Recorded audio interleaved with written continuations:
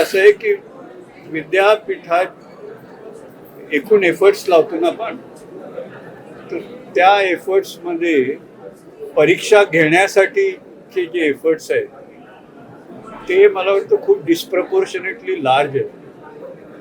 चांगल्या विद्यापीठांमध्ये म्हणजे आता मोठे विद्यापीठ असलं, खूप संख्या जास्त असली तर ती गोष्ट वेगळी. पण खरं म्हणजे असं आहे की प्राध्यापक जो एका वर्गाला एक काही ठराविक विषय शिकवणार आहे किंवा शिकवतोय, त्याच्यानंतर त्याने तो विषय शिकवल्यानंतर मग ते प्राध्यापकांनी जी परीक्षा घ्यायची असते मुलांची, की त्यांना मुलांनी ते सगळं आत्मसात केलं की नाही केलं, म्हणून खरी परीक्षा. आता ते काम तुम्ही प्राध्यापकांवर सोडा ना, ते कशा प्रकारे असावं मुलांनी. म्हणजे बऱ्याच चांगल्या विद्यापीठांमध्ये मला माहिती आहे की म्हणजे प्राध्यापकांना कशा प्रकारे विद्यार्थ्यांची परीक्षा घ्यायची त्याची मुभा त्यांच्यावर असते. काही म्हणेल की नाही, मी त्यांना विद्यार्थ्यांशी बोलून एक वागाबोसीसारखं घेऊन मार्क देणार. काही म्हणेल मी त्यांना एखादं क्विज देणार आणि मार्क देणार. काय म्हणेल की मी परीक्षा घेतो. तर हे सगळं जे आहे ते प्राध्यापकांवर सोडावं. आणि जिथे जिथे टीचर स्टुडंट रेशो चांगला आहे तिथे हे करणं शक्य आहे.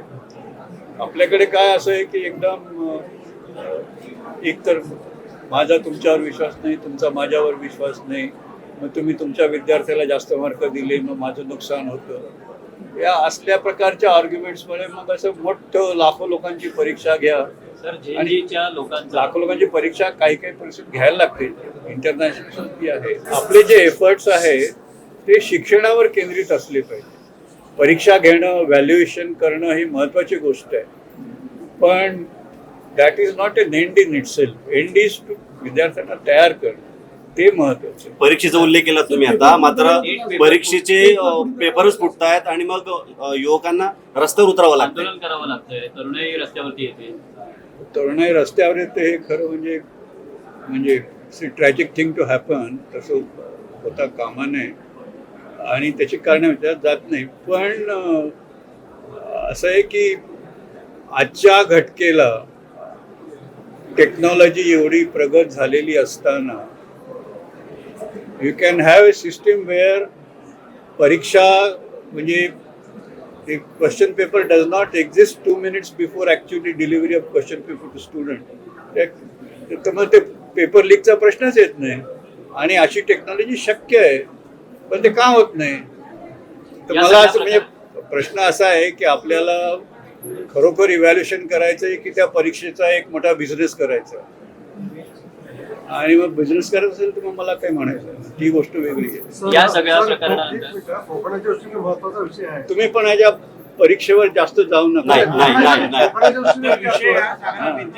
जैतापूर अणुऊर्जा प्रकल्प गेली 17 वर्ष रखडलेला आहे. काय ते जैतापूर अणुऊर्जा प्रकल्प 17 वर्ष रखडलेला आहे.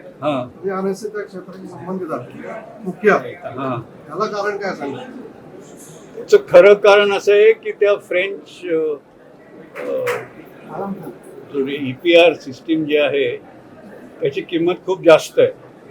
आणि अर्थातच आपल्याला जे काही ऑल्टरनेटिव्ह उपलब्ध आहेत अणुऊर्जेच्या माध्यमातून किंवा इतर ऊर्जेच्या संयंत्रांच्या माध्यमातून, त्या सर्वांचं शेवटी विजेची किंमत ही आटोक्यात असली पाहिजे. ती जर किंमत अव्वाच्या सव्वा असली तर कशाला. त्यामुळे प्रदूषणाचा मुद्दा अजिबात नाही. Nuclear energy is clean energy, to take it from.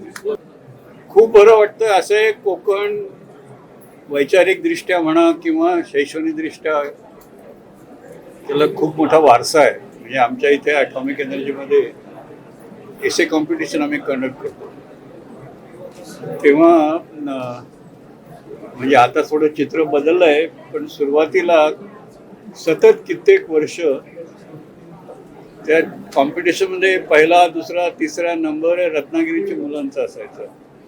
सांगायचा मुद्दा असा, आणि कोकणातनं बरेच मोठे मोठे विचारवंत देशाला दिलेले आहेत.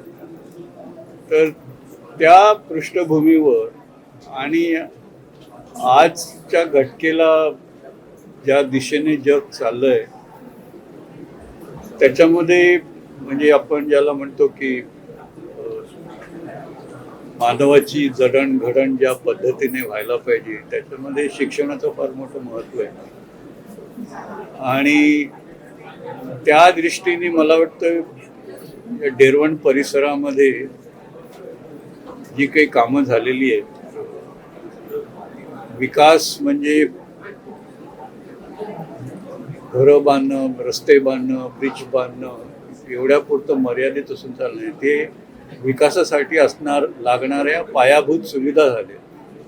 विकास जर म्हणायचा तर मानवी क्षमता किती वाढली आहे, आपलं आकलन किती वाढलं आहे, आपण सस्टेनेबल डेव्हलपमेंटच्या पद्धतीने पुढे जातोय की विनाशाकडे चाललोय, या बाबतीचं भान मानवाला आणि समाजाला असणं आणि आपला मार्ग चांगल्या पद्धतीने ते मार्गक्रमण करण्याची क्षमता आणि एकूणच तयारी असणं याला मी खरा विकास म्हणेन. तर त्या दृष्टीने इथे खूप तयारी झालेली आहे आणि एक विद्यापीठाच्या रूपात त्याला एक एकत्रित त्याला फ्रेमवर्क मिळेल आणि त्यामुळे मला वाटतं हे कोकण भाग जो आधीच विचारांच्या दृष्टीने म्हणा ज्ञानाच्या खूप समृद्ध आहे त्याच्यामध्ये खूप मोठी भर पडेल या विद्यापीठाच्या माध्यमातून असं मला विश्वास वाटतो. सर आता तुम्ही उद्घाटनाचं आज विद्यापीठाचं